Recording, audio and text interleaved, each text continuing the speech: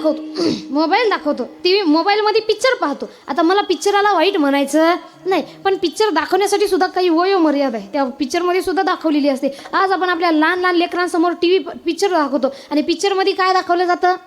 समोर येतो हिरो, समोरून येते हिरोनी. हिरोनीला पाहून हिरोच्या मनामध्ये बहिणीची भावना निर्माण होते का? कोणाची भावना निर्माण होते?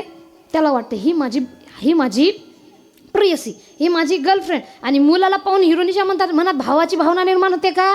नाही. ती म्हणते हा माझा बॉयफ्रेंड. म्हणजे यानुसार आपली लेकरं काय शिकणार? समोर दिसलेली स्त्री ही आया बहिणीप्रमाणे मानायची का गर्लफ्रेंड बॉयफ्रेंड प्रमाणे मानायची? मग जे दाखवतोय तशा प्रकारची लेकरं जर वागत असतील तर दाखवणाऱ्याची चूक आहे का वागणाऱ्यांची चूक आहे? दाखवणाऱ्याची चूक आहे. आज तुमच्या मोबाईलमध्ये छत्रपती संभाजी महाराजांच्या मालिका आहेत, ते दाखवा ना.